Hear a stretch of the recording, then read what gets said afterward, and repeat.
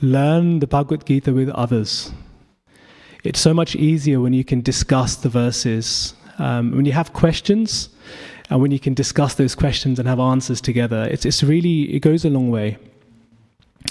For me, I remember picking up the Bhagavad Gita for the first time nearly 4 years ago, and when I came across those names, and it was a bit heavy. So if you're like me and finding it slightly challenging, then reach out to devotee circles. I did Gita Life, which was part of School of Bhakti's offering. It's a 10-week course whereby you can go deep into the Bhagavad Gita with others and learn with others, and it's an amazing way to do it. There's sanghas that happen every week, which you can connect on Zoom, you can connect in person, and I'm on one every Wednesday evening, and we discuss one verse every week, and it's beautiful because we can spend ages on it and get so much out of it as well.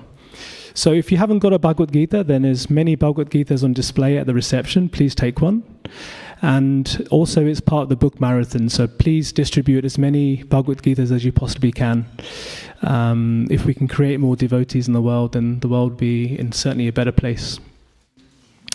So, and also it's Christmas coming up, and many people are buying socks and deodorants and stuff like that for people. For a $5, you can pick up a Bhagavad Gita instead, so it's probably a better investment. Would you agree? Hare Krishna. Okay, so I'm going to start with the Jaya Radha Madhav prayers. Please repeat after me. Jaya Radha Madhava Kunja Bihari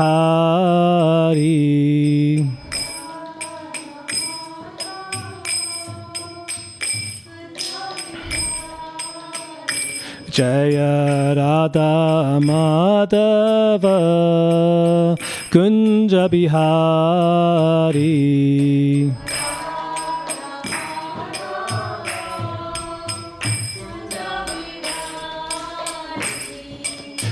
Gopichana Vallabha Girivaradari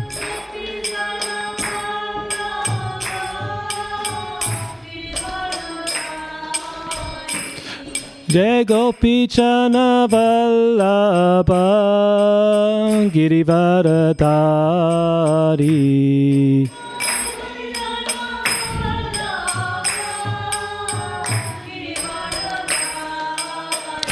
Jaya Radha Madhava Kunja Bihari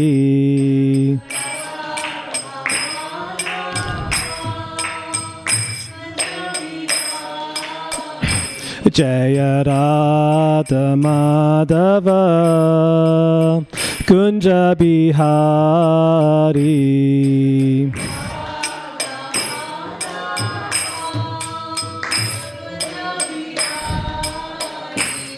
Jaya Gopichana Vallabha Girivaradari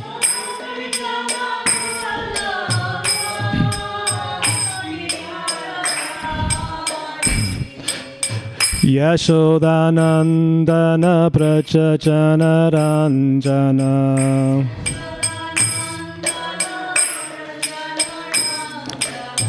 Yashodanandana Brajajana Ranjana Yamuna Tira Vanachari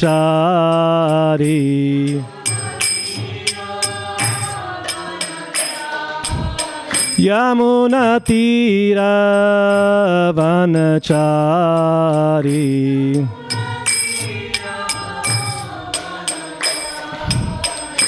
Jaya Radha Madhava Kunja Bihari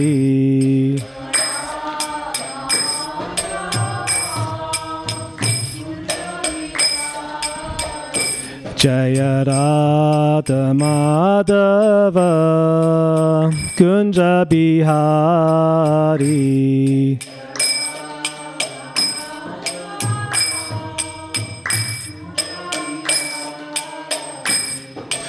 Gopichana Vallabha Girivaradari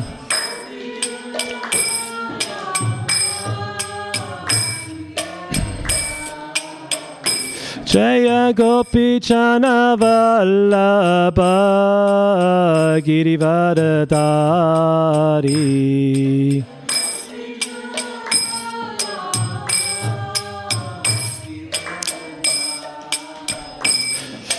Yashodanandana Prachachana Ranjana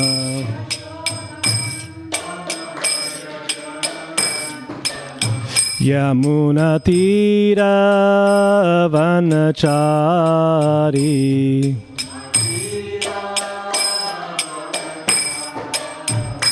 Jaya Radha Madhava Kunja Bihari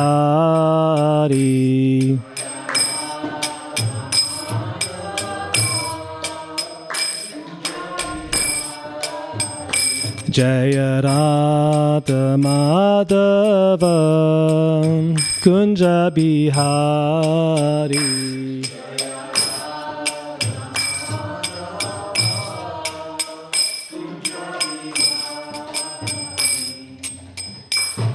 Hare Krishna.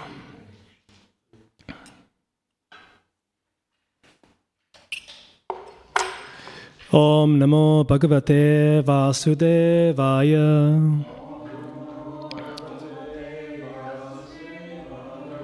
Om Namo Bhagavate Vasudevaya.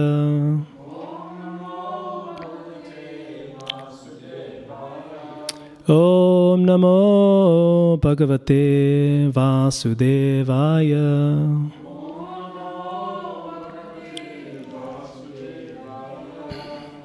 Hare Krishna. So today's verse is chapter 14, verse 20. So we'll go through a quick summary of the chapter so far, so at least we have an understanding, just in case you've missed the last few. So the name of the chapter is The Three Modes of Material Nature. It's a very interesting model that Krishna has created here. So I'll go through a few bits. So firstly, the material world is impregnated with living entities, so who come out in various forms as the time of creation according to their past deeds. And also material nature consists of three modes, which we'll be going through today. And although we are transcendental, the living entity comes into contact with material nature and is then conditioned by it. So the analogy is, rainwater is pure, and when rainwater falls onto the ground with all the dirt and the mud that we have, it becomes contaminated. So in the same sense, we're actually spirit, soul, and we're not the body. And we've taken this material body whilst we're here, and the material body also is contaminated, it's impure. So we'll go through the process of how we purify that and achieve our ultimate destination. So we are given different bodies and we act according to the nature of that type of body. So some people or some bodies are aquatics, some are animals, some are given human form of life. And if you have been given human form of life, then you're in a very fortunate position, which we'll talk about in more detail. There's actually a nice page, my daughter always likes to read this one, is where you've got the animal consciousness means animal body. So once she said to me, "Oh, Dad, does this mean if I eat too much, I become a pig in my next life?" I said, yeah, if you were to kind of summarize it in that sense, absolutely. And if we have this tendency to enjoy and, eat meat and, be like an animal almost, then the chances are that you'll be given an animal body in your next life, because this is what your desires are, right? And Krishna understands that. So it's really important to control our senses and be in the right mode, which we'll also discover today. So Krishna explains the mode of goodness that can be experienced when all the 9 gates are illuminated. And the examples are nostrils, mouth, eyes, ears, and so on. So what he's talking about is we need control of our senses, okay, to achieve that. Krishna also explains how we can be upgraded or downgraded. We love an upgrade in life, don't we? Whether you're flying economy and you're given business class, or, or the other way around is not so good. And actually it's the same way for us. We are currently on Earth, which is kind of middle ground. And depending on how our consciousness is in this life, we either go to higher planets or we go to lower planets, hellish planets. And that's not somewhere we want to be, because it becomes very, very difficult to actually achieve self-realization and to achieve our ultimate goal, which is to serve Krishna and to achieve his abode. So let's get into it. Oh, good. The verse is up there so everyone can see it. Please try and recite if you can. So this is text 20. Gunanetanatityatrin dehi deha samutpavan janma mrityu jara dukher vimukto mritam ashnute. Anyone?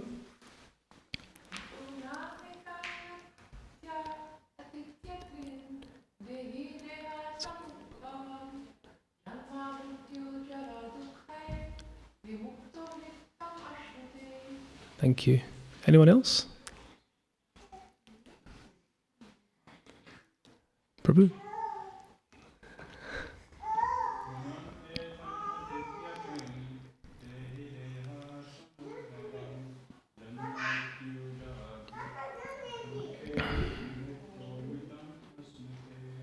Hare Krishna.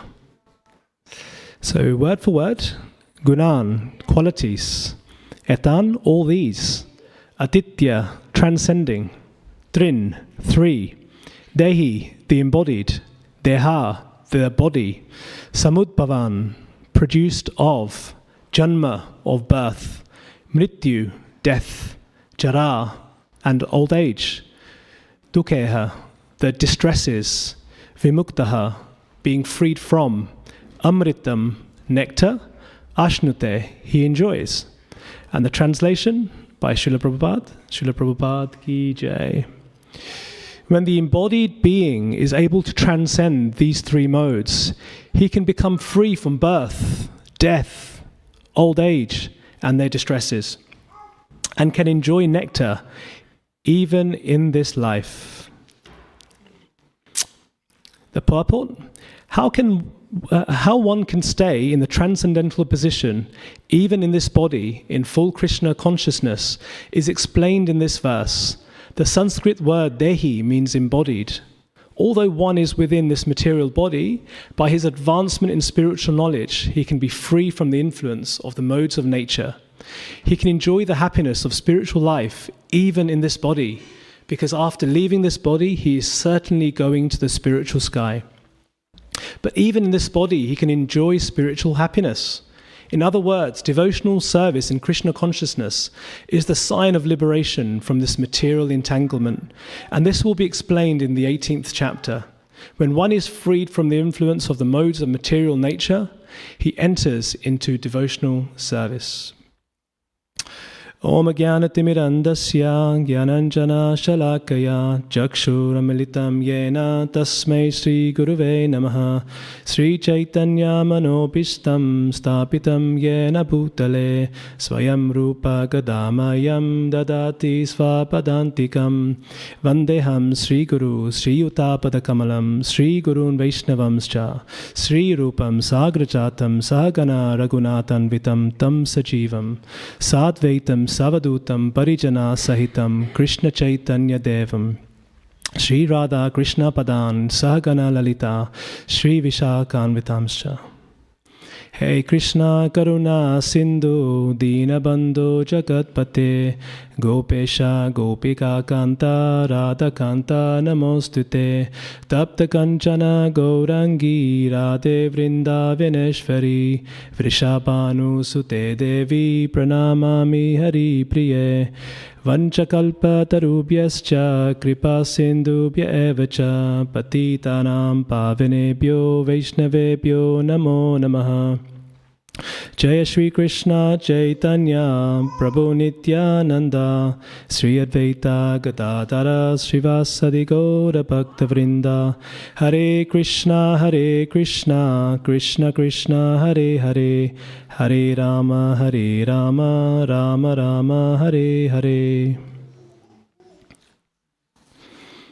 So let's have a look at the translation and dissect that. So can we all see? That's lovely. So the first word that I've highlighted is the word embodied. Now, although this is a word that's been used quite a lot in this, in the text, in the holy books, sometimes I also get confused about what is the true meaning of this. And earlier on in the Bhagavad Gita, Krishna tells Arjuna that we are not the body, but the spirit soul. And we are given a certain body whilst we're here in this material world. So embodied in this verse refers to the human, of course, right? And you are spirit soul, and you're given this body. So you are embodied, right? Whilst you're here. And this refers to humans and higher beings, of course, not animals. So the animal propensities are eating, sleeping, defending, and mating. So whilst humans also do this, what differentiates a human from an animal? Anyone? Shyam Prabhu. Intelligence. Intelligence. Can you say a bit more about intelligence? Because you're right, actually. Yes. I think so. We can have a deeper understanding of the world around us and make connections which animals maybe necessarily can't do because they only see very certain for aims of their lives. Sure. Yes, absolutely. So there's so much the human can do that animal can't do, and what you're saying is it's about the intelligence. So what it says in our book is we have the ability to inquire, right? And that's the key thing, the ability to inquire. But inquire about what is the key question. And the key questions we have as humans that we would like to find out that differentiates us from animals is, who am I? Who is God? And what is our relationship with God? And unfortunately, animals haven't got this propensity to inquire about this. So the fact that you've been given a human form of life, we're very, very fortunate. And the fact that we're in this temple room all together or listening at home, we are the fortunate ones. So it's really important that we maximize that opportunity for spiritual advancement. Thank you, Shamprabhu. And this is a really important point, quite a simple point, but a really important point for this particular verse. So the next part is when the embodied being is able to transcend these three modes. So what does transcend mean?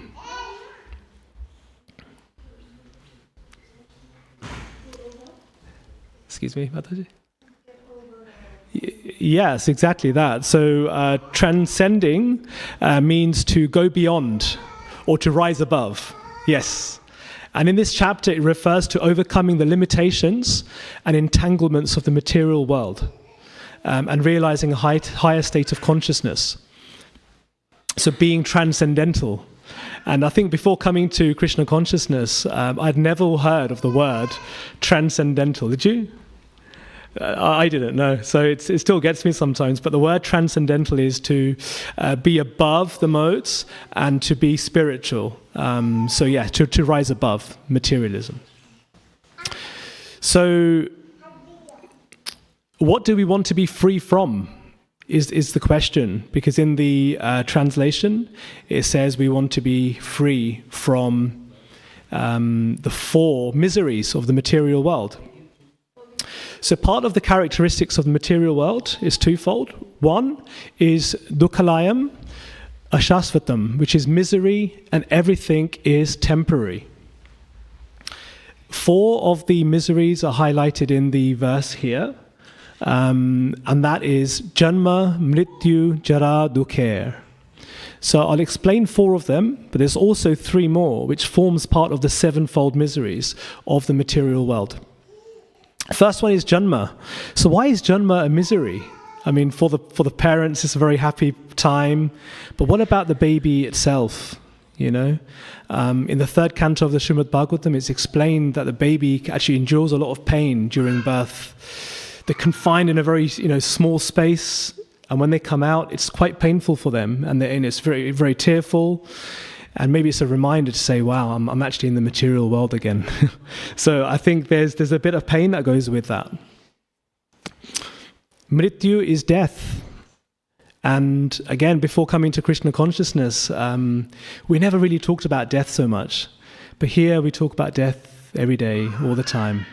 Because death gives you a opportunity to accelerate and to get into your higher being, a higher body, or ultimately to go to Krishna's abode. But death itself can be painful. And Prabhupada also says the atheists will encounter God in the form of death. So it can be quite painful for most people. Jara, old age. That's something we also can't avoid. We spend a lot of money dyeing our beards and dyeing our hair, getting implants. I'm not in the market for that, but I know some people do. There's actually a tech entrepreneur that spends, I'm not going to go say his name, but he spends $2 million a year trying to stay young. Right, and he takes 111 supplements every day, right, to stay young. And he also has plasma transfusions from his son, just to sort of keep that age. But unfortunately, it's coming to all of us. So to avoid looking old, we do many, many things, If you ever want to flatter an older person, just say how young they look. They'll be very happy, And for a young person, if you want to upset them, tell them how old they look. So it's dukher, which is distress or disease. We're very fortunate in this country. We have NHS, we have a medical system, we have many medicines available to us, Even if we're diseased, the chances of recovery is very high here. But the pain is still there, isn't it? I remember having a flu recently, and men generally suffer more, don't they? Man flu, they say, man flu. But yeah, of course, it's quite distressing. But there's more and more diseases ever than before.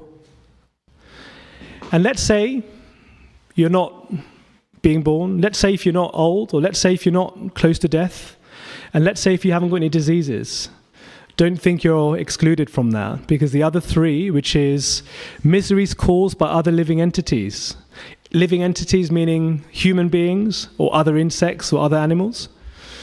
The example was history's greatest conqueror, Alexander the Great. He was very powerful, he was very rich, he had everything. How did he die? Does anyone know? Mosquito.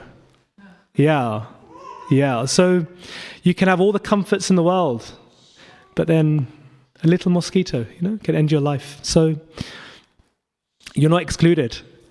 The other one is miseries inflicted upon us by natural disturbances. So earthquakes, volcanoes, hurricanes. We've seen this on the news all the time, people's houses being swept away. And this is the unfortunate part of life, no matter where you are. If it's going to happen, it's going to happen. And these are natural disasters that can affect us as well. The last one is miseries caused by our own body. The World Health Organization says that, mental illness is going to be the largest disease. Actually, already is. We are almost having a fight with ourselves. We see someone who's got a faster car than us, distresses us. We see someone who gets a promotion at work. That was supposed to be my promotion. Yeah? Or why can't I have some power? Why can't I be famous? And we can be our worst enemy sometimes. So altogether, the sevenfold miseries of the material world. The last one, ashashvatam, is temporary. So temporary is quite a simple one to understand. Today we could be beautiful, right? You meet your partner, beautiful today. I think my wife may be listening, so I have to be very careful. You know what I say here. But we're beautiful today, but tomorrow we may disappear, right? We all get old. We could be famous today, but you could be cancelled tomorrow. This is happening on social media all the time. And you could be really powerful today, but then your muscles will be taken away and you could be weak tomorrow. So we know everything in life is temporary. I know once upon a time I had a full head of hair many years ago. But happens, right? So if you have hair, make the most of it. So who wants to be free from this? Put your hand up. Who wants to be free from all these miseries? You're okay? Happy here? Happy? Okay. Got quite a few hands up in the temple room. That's really good. So at least you have a desire to get out of this and not experience any more miseries. So we'll discuss how we can escape that. But let's talk about the 3 modes of material nature, which is actually what the verse is all about. And the chapter, of course. So material nature consists of the 3 modes, and these 3 qualities permeates everything that we see, hear, touch, taste and smell. Also our lifestyle and attitude and behaviors also fall into these 3 modes as well. It's described as the 3 colors, the yellow, red and blue. These are the primary colors. Like when you watch television, all you see is your lovely program, IPL cricket, Kohli hitting 100. Yeah, we see that. But these are individual pixels, they're all colors. And each color is made up of 3 colors, which are the primary colors. So actually, these 3 colors can make millions and millions of possibilities. But in the same way, the 3 modes of material nature, when mixed together in different sequences, creates all the variety that we see in the world today. So who knows what the 3 modes are? Hands up. Mataji, maybe you can give us one of them. Sattva, absolutely. Yeah, sattva is the mode of goodness. Yeah, absolutely. Who knows the other one? Rajas. Yeah, Haribol. Rajas is the second one. That's the mode of passion. And then the last one is tamas. Yes. Which is the mode of ignorance. So let's go through some of that. So when the mode of goodness predominates, people generally achieve long-term happiness, even though the short-term can be quite inconvenient, If I ask my daughter, what does she prefer, spinach or pizza? I think the answer will be very clear, I think I would also pick pizza. Anyone spinach over pizza? No. Kids are thinking I'm crazy, Pizza for sure wins. But we know spinach is good for you. We know spinach will be good for your health. There are so many health benefits. But pizza tastes good today. So goodness is all about what's good for me long term, not so much today. Rajas is the mode of passion. So, of course, the person overtaken by passion frantically seeks out short-term gain. So it could be things like shortcuts to wealth, get rich quick schemes. I want to get to this point very, very quickly. Intense sense gratification, all about enjoying, and that's about passion. That's a rajas in us. And by the way, we all have all 3, right? So, and we can use them to our benefit, depending on the circumstance. Final one is tamas, which is the mode of ignorance. And this usually refers to things like darkness, negativity, low energy and mood. Resistance to change is also tamas behavior. And person dominated by ignorance rarely finds any happiness at all. It might feel like happiness now, but actually long term, it's not helping them in the long term. And what's amazing about the 3 modes, as I said, it permeates everything, also is present in time as well. So we can split the days up, the whole day, into 3 segments. The first segment is 12 a.m. to 8 a.m., and that is the mode of goodness. That's a time of goodness. So this is time of peace, calm, spiritualism, right? And it's the perfect time for things like meditation. Why? Because it's quiet. And actually the time of the day spiritually also helps you as well to achieve what the most important part of the day actually is. 8 a.m. to 4 p.m., this time belongs to the mode of passion. So it's a time for work. The stock market's open, right? Everyone's making money, everyone's active, everyone's on a mission, they all start walking fast, they're on the trains, they're achieving, they're doing. This is also important, but very difficult to do your sadhana, your spiritual practice, when the world is so hectic. When I try, I've got one eye on my emails on my phone because I know I'm in demand at work, so it's very, very difficult to do that. Why? Because we are at the time, the time of passion. It's work time now. Then 4 p.m. to 12 a.m. is the mode of ignorance. It's dark outside, especially at the moment, right? Time to rest and time to wind down. We feel very lethargic. It's been a long day. And again, very difficult to achieve big things and important things at this time. Also, the food we eat also has these three qualities. So we have sattvic food, rajasic food, and tamasic food. So examples of sattvic food, anyone? Milk, yeah, absolutely. Milk is sattvic. Anything else? Anything vegetarian. Vegetarian, yes. As long as it's been cooked, it's fresh, absolutely. Fresh food, wholesome, juicy, nourishing. So it leads to calmness, vitality, and happiness. So food can actually have this impact on us. Rajasic food, on the other side of things, is sweet, it's spicy, fried food, onion and garlic. And why is this so important for us to understand? Because tastes like this, spiciness, can create a negative influence, such as anger, right? Greed, violence, and selfishness. So if we would like to rise above and to grow spiritually, it's really important that we have control over our mind. So what we put inside our mouths, they say you are what you eat. So it's really, really important we get that bit right. Last one, tamasic, is old food. Sometimes we have food that's 2 days old because we don't want to get rid of it, so we eat it. Actually, that's no good for us, right? Because it's lost its prana, which is its life energy. Food like meat, alcohol, heavily processed food is also tamasic as well. And this leads to things like laziness and excessive sleep. So if you're sleeping too much, have more sattvic food. I don't know your habits, by the way, so I'm not looking at you. But look, the modes will compete, and this is the really important part, right? So there's 3 modes, and we want to be in a mode of goodness, of course, but passion and tamas, so passion and ignorance, will always trying to bring us down, okay? So there is actually a hierarchy. So goodness is higher than passion is higher than ignorance, in that order. And in 14:17 in Bhagavad Gita, it says, from the mode of goodness, real knowledge develops.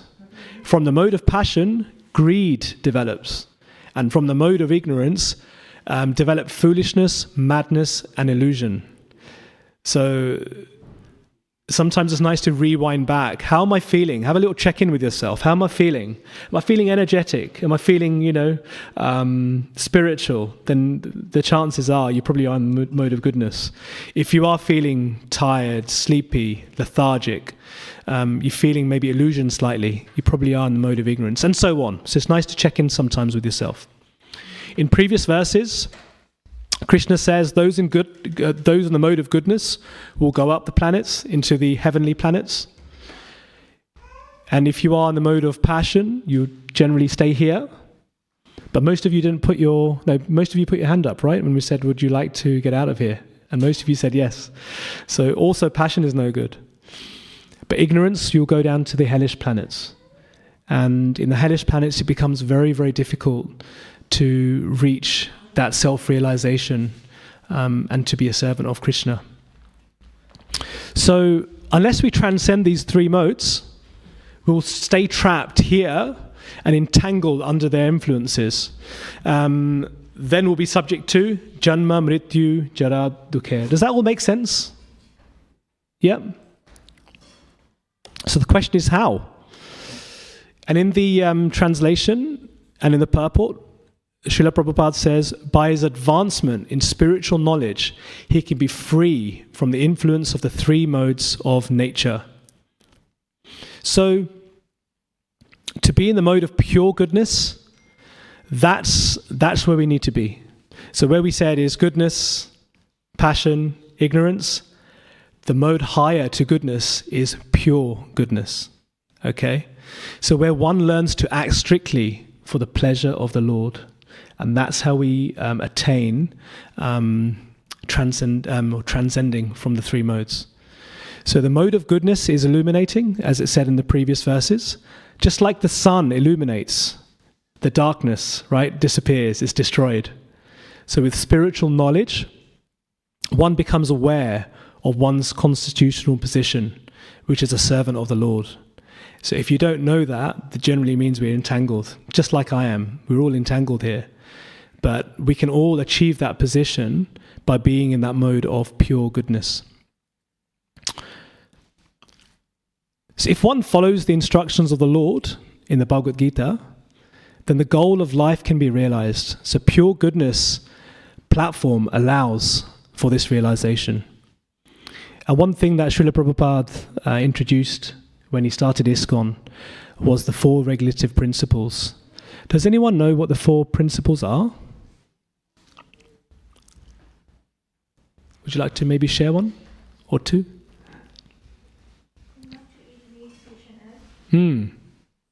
So just to repeat, no meat eating, fish and eggs. Yes, correct. No intoxication, correct, yes. No illicit sex is the third one. No gambling, Hare Krishna. Round of applause, right? Yeah, so this is really important that we have some discipline in our life, right? If we just, whimsically just do whatever you want to do, whatever comes into your mind, it's very much like monkey nature. Whatever comes in front of us, we eat it. Whatever you want to do, you just do it without any thought, and this is pure darkness. But actually, we need to have rules in our life, right? Just like on the road, we have rules for the road, speed limits. Why? For our own safety. So Prabhupada has given us these 4 principles for our own safety, because he also wants us to reach Krishna's abode. He wants us to improve spiritually. So no meat eating, no illicit sex, no gambling, and no intoxication. Because the whole idea is this relationship we have with Krishna should be two-way. It's not just about what we do. Krishna also reciprocates. So when we take that step towards Krishna, Krishna takes 10 steps towards us. He's very kind, very merciful. But the key question we should all be asking ourselves is, how can we be attractive to Krishna? Right? It's like being promoted at work. You're a good employee, you're doing well. And when you're a good employee, the people hierarchy would always say, hey, you might be great for this position. You won't have to ask for it, right? Because you become so attractive, they can't say no to you, right? So in the same sense, how can we improve our life to be attractive to Krishna? So he also wants to get us back into the spiritual world. If you forget Krishna, he's also fine, he'll leave you alone. But if you want Krishna, he'll also come and it will take your hand. So it's about making yourself attractive to Krishna. This is not easy, but it's a big commitment. But ultimately we need 2 things, which is endeavor and the Lord's mercy. We can easily spiritualize our lives. So Prabhupada created a schedule. Who's been here at 4:30 in the morning? Today? Anytime. Have you been? Yeah. So the day here starts at 4:30 in the morning, right? So I'm not sure what you guys are doing at 4:30 in the morning. Normally I'm sleeping actually. But I have attended Mangal Arati, which is the first Arati of the day. And it's very beautiful, and it's about glorifying Krishna, glorifying Guru. And it's quite amazing. That time of day is most beautiful. So please, if you get a chance to attend Mangal Arati at 4:30, please do. Everybody's welcome. And it's in here. So Prabhupada slept for 2 to 3 hours a day, right? Because he felt sleep was a waste of time. He was always in the service of the Lord, right? And there's 5 letters, 5 acronyms for spiritualizing your life, which is the A, B, C, D, E of Krishna consciousness. Who knows what A is? Association, yes, exactly. So how we are here, all spiritual seekers and practitioners here today, we get a lot of benefit by being together because we remind each other of what the real goal of life actually is, right? But when we're without devotees, we're disconnected, right? Like that spark from the fire is not very close to the fire. So the chances of it being extinguished is very high. So stay close to that fire. Be close to Krishna's devotees. They're there for your safety. So A is association. B is books. Hare Krishna, yes. I mean, Prabhupada has translated so many books for us. He didn't have to, but he did. Why? Because he wants everyone to self-realize, right? Why are we here? What's the objective of life? Translated beautiful books like the Bhagavad Gita, the Srimad Bhagavatam, and so on. And they're all available to us. The question is, do we want to read it? And more we read, more we learn about Krishna. We want to form a relationship. And the only way of forming a relationship is by understanding who Krishna actually is. So read his books. C is chanting. We talked about the purification process we must go through because we're contaminated in this material body. How do we cleanse this body to achieve self-realization and go to Krishna and be in that mode of pure goodness? Is by purification, and chanting is that process, and that's what's been prescribed in this Kali Yuga. It's our Yuga Dharma. D is for diet.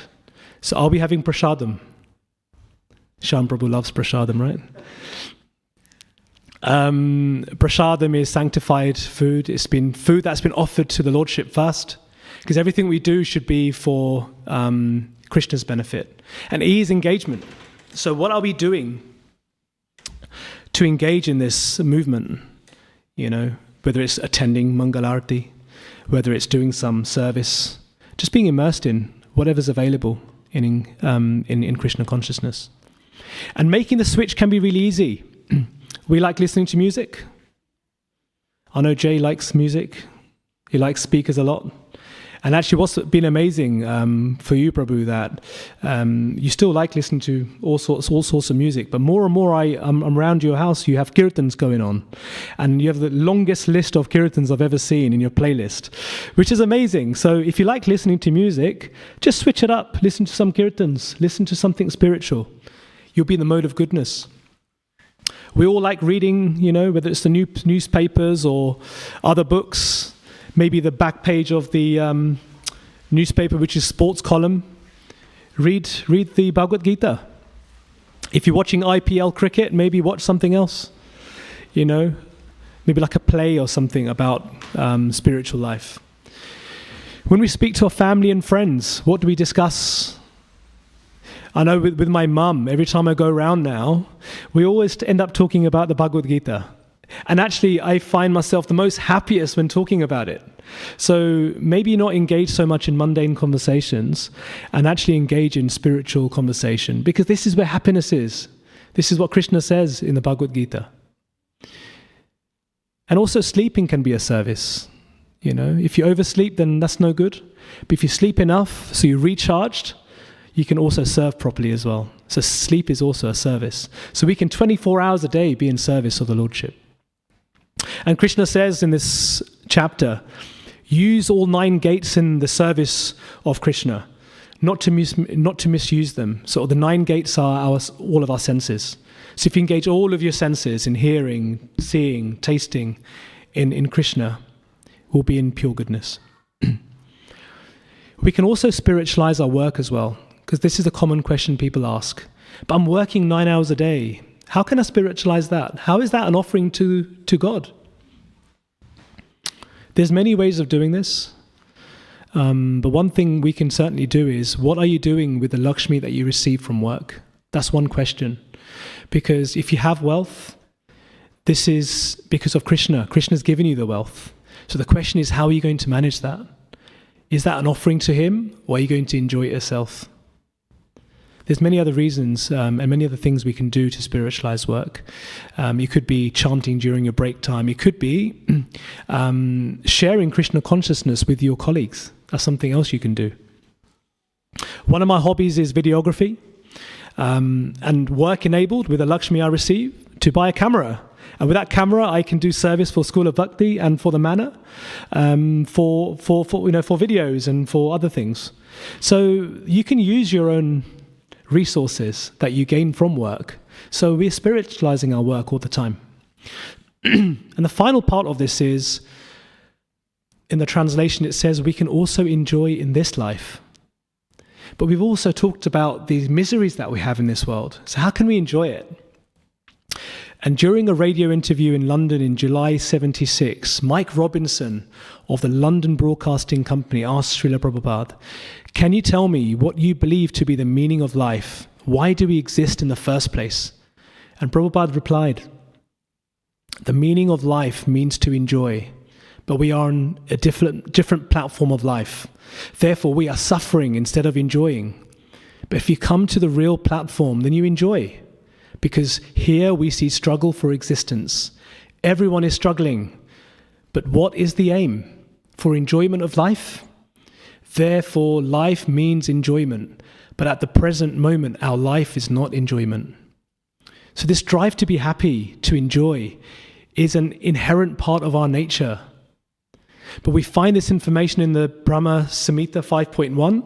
Krishna, who is known as Govinda, is the Supreme Personality of Godhead. He has an eternal, blissful, spiritual body.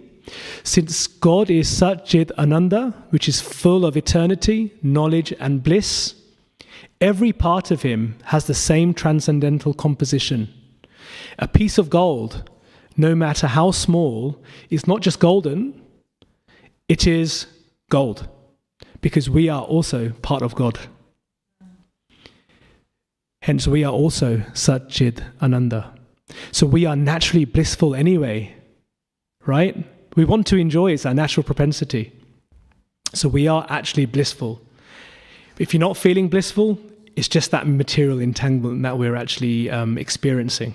And through the purification process, we realize who we actually are and achieve that transcendental bliss again. So finding happiness in this life, in the Srimad Bhagavatam 7.5.31, it refers to no one knows how to achieve happiness. It's like almost the blind leading the blind. And those who are blind don't know what actually real happiness is. And in life, we are following all sorts of people, you know.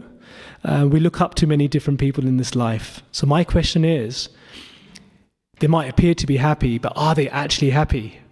So why not just take that happiness, that instruction of happiness from the Lord himself by just reading the Bhagavad Gita and practicing his instructions? Prabhupada, when he came to America, he said, "I want to turn the hippies into the happies," you know, and he came at a time where there was a big drug culture. We're talking about the lowest of the lowest. And these people transformed their lives from being drug addicts to being in that pure goodness mode. And they became some of the best devotees ever. Right? So that should inspire us, no matter how low you feel you are or how impure you feel you are. We can all achieve that platform in this life. So take advantage of it. It's said one who suffers from jaundice, have you heard of jaundice? Yeah, it's a liver disease, right? That disease, even if you just give a jaundice patient some sugar to try, did you know they won't even find it sweet, right? But whilst their jaundice disease gets better and they become back to normality, it then starts tasting sweet again, okay? So like for us, we want to go into spiritual life and practice bhakti. Let's be really honest. It's really difficult at the start, right? Chanting your rounds, you've got distractions. Coming to morning class, 4:30, I'm still sleepy. It's difficult. It's really, really hard. But just like that jaundice patient, it gets sweeter as you become more purified, right? And chanting is that key factor that we must implement into our lives to achieve that level of purity. Then the sweetness comes. And the final part is, why do we get excited and happy? It's like when you book your next holiday, right? You've booked Florida, you know, Orlando, or you've booked the Bahamas somewhere. And then you start counting down, right? 30 days to go. And you remind everyone, do you know it's 29 days to go until the holiday? That excitement of something's around the corner. Or even maybe our favorite band. I know Oasis reunion is coming up, right? They've sold out. Everyone's going mad over it. The excitement, amongst the fans is amazing. Why? Because they know they're going to see Oasis again. But the real devotees and the true devotees of Krishna who place themselves on that mode of pure goodness, because they're there, they know they're heading towards Krishna. So what can be more exciting than knowing you are going to see Krishna in his very own abode? That's the most beautiful thing you can actually look forward to. Some people may say Oasis is better, but until you've experienced Krishna consciousness, right, it's very difficult to come to that conclusion. So what can be more exciting? And from my personal experience, and I'll finish here, I'm at the elementary stages of my spiritual life. I'm still entangled. I still have desires. But I'm trying my best to spiritualize everything I possibly can, right? All I would say is please stay close to the devotees. I'm very lucky that I'm on a Sangha every Wednesday. Mukunda Hari Prabhu is probably listening at home. He encouraged me to give this class today. And sometimes we need people that have more belief in us than we have in ourselves, right? So it's very important to stay with devotees because they will encourage you. They'll keep you on track. But the moment you don't have devotee association, life becomes so difficult, so difficult. So one thing I'd say is stay close to the devotees. I'm so lucky to have that association. Chant the names of our Lord and stay in the mode of goodness. Or better still, stay in the mode of pure goodness. Hare Krishna. Does anyone have any, we've got 6-7 minutes until Gaura Arti. And purposely I've taken, quite deep into 7 o'clock because I'm not so good at answering questions. So I'm taking your time. But do you have any reflections, any realizations? I really want to hear from you yourselves around this verse. I just find it just so interesting how extreme it can be. In that bliss, when you're with the devotees, or you come to the temple and there's no problem. And then you step out and you're just, you get extra influence. Wow. And we're so connected. We're like a family, obviously. Yeah. Living entities that it so easily happens that suddenly you're caught up and you're agitated. Well, the mind is agitated. I just find it more, you come closer to your own essence. I'm just going to repeat that on the mic. So what Mataji said is, it's amazing when you come to the temple, the amount of bliss you get with the association of devotees. Because again, we're very close to the fire, right?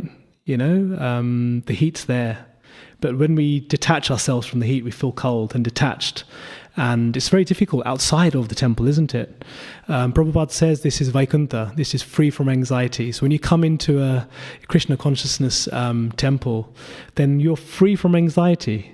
This is one of the only places I can let my kids run around and not worry where they are, But if I'm in the shopping mall, if they're not in my sight or my peripheral, I will start worrying, So, this is a very special place. Very special place. Of course, Sri Sri Radha Gokulananda is here, Prabhupada is here. This is all for our benefit. It's a chance to serve and stay with devotees. Of course, we'll be free from anxiety. Anyone else?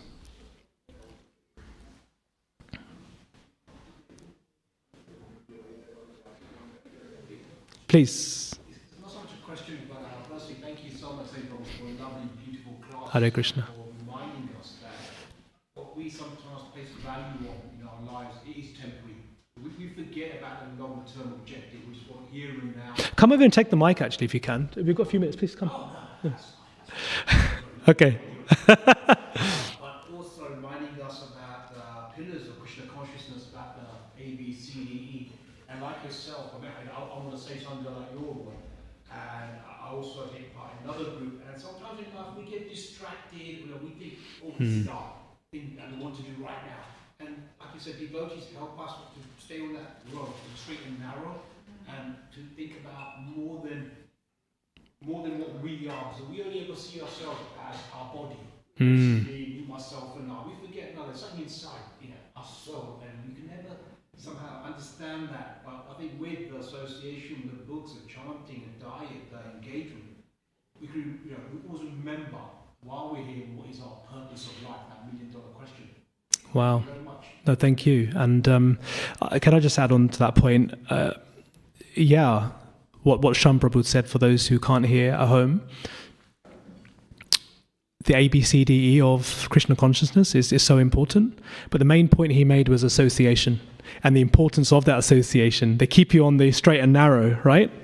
But sometimes, when they remind you, have you done your rounds today, Prabhu? Or why have you not come to our Sangha recently, Prabhu? Sometimes we can get agitated. We think, oh, come on, leave me alone, But this is for our own benefit.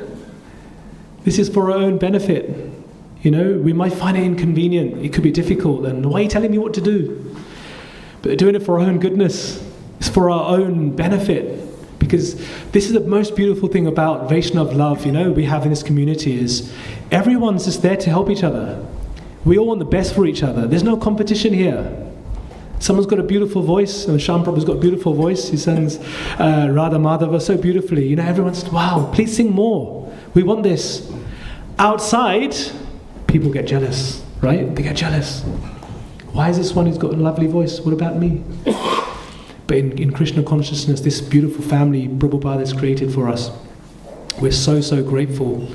But please, let's make the most of this, and this is a once-in-a-lifetime opportunity. We'll end there. Hare Krishna.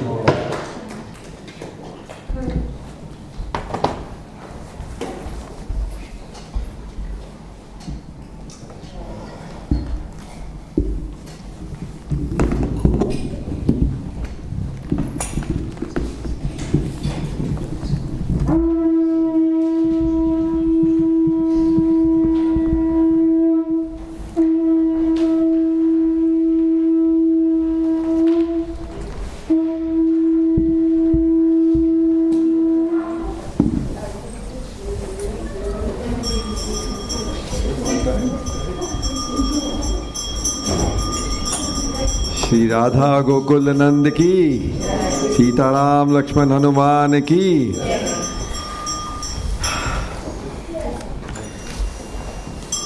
Start the Gaura Aarti now. The words are on the television screen right on the top right hand side. Thank you.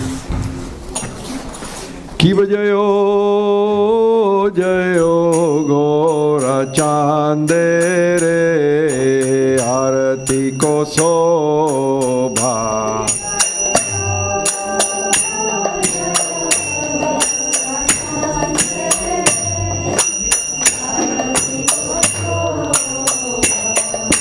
की जयो जयो गोरा चांदे रे आरती को शोभा।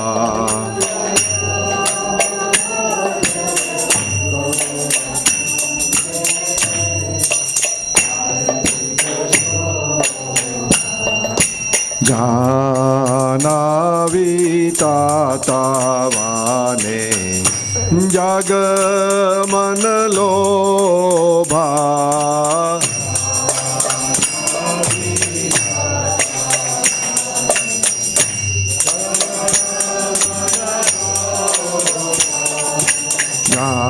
जानावी तातावाने जग मन लोभा।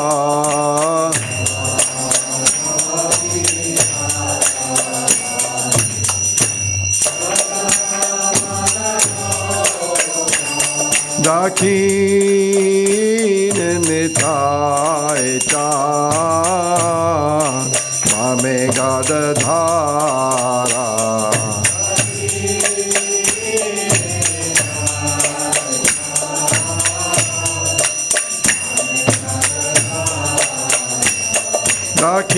दाखीन निताय चाँद मामे गादधारा।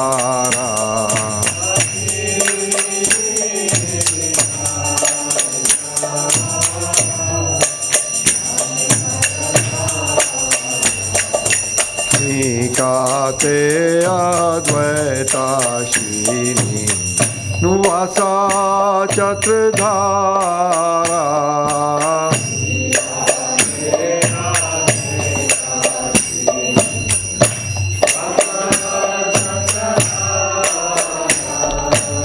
Nikate Advaitashini Vasa Chatradhara